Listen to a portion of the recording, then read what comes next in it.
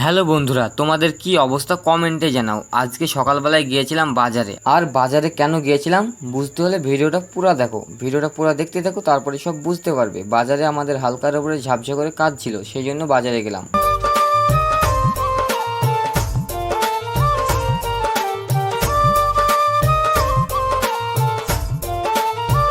তারপরে চলে আসলাম যেখানে আমাদের কাজ ছিল। আর এই গ্যারেজটা আমার একটা ভাই হচ্ছে, ওর সাথে এসেছে আমি, কারণ 3টে পাইপ নিয়ে যাবো 20 ফুটের পাইপগুলো নিয়ে যেতে হবে বাইকে করে, একলা তো পারবে না। তাই আমি পেছনে ধরে বসবো, সেই জন্য আমাকে নিয়ে আসলো। তাই চলে আসলাম আমি।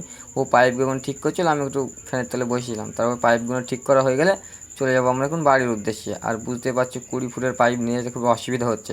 তাই আমাদের একটা চেনাশোনা ট্রাক্টর যাচ্ছিলো, তাই তুলে দিলাম ট্রাক্টরে।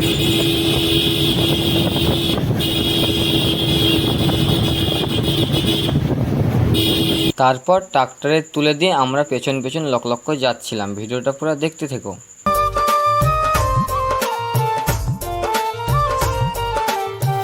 ঘুম ভাঙা চোখে দেখি নতুন আলো, পলকেতে সবটা বদলে গেছে। তারপরে বাড়ি এসে মাচানের দিকে এসেছিলাম। মাচানের দিকে এসে দেখি ছেলেপেলে সব বসে আছে। দেখছি একটা ভাঙড়িওয়ালা এসেছে মাচানের কাছে। আর আমাদের এখানে একজন ভাঙড়ি বেচছে, তাই ভাঙড়িওয়ালা ভাঙড়ি কিনে নিয়ে চলে গেল। তারপর আমরা মাচান থেকে বাড়ি তারপরে গঙ্গায় গা ধুতে গিয়েছিলাম। গঙ্গায় গা ধুতে যাওয়ার সময় খুবই গরম পড়ছিল, তাই একটু ঠান্ডা খেয়ে নিলাম। আর ঠান্ডা খাওয়ার পরে চলে গেলাম গঙ্গার কোলে। আর গঙ্গার কোলে গিয়ে আমার বন্ধুদের নানাদের গাছ আছে আমের, তাই আম পেড়ে আম খাচ্ছিলাম গঙ্গার কোলে।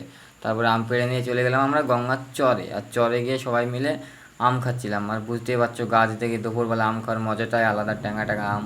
তাই খেয়ে নিলাম আম। আর আম গাছগুলো আমার বন্ধুর নানাদের।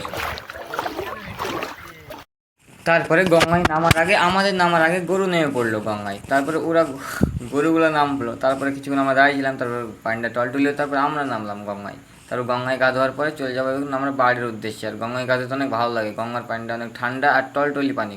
আর আমাদের বাড়ি থেকে গঙ্গা 3 কিলোমিটার, তাও আমরা আসি মাঝে সাঝে গঙ্গায় গা ধুতে, কারণ গঙ্গায় গা ধুতে অনেক ভালো লাগে, সেই জন্য গঙ্গায় গা ধুই। তারপর গঙ্গায় গা ধোয়ার পরে চলে গেলাম বাড়ির উদ্দেশ্যে।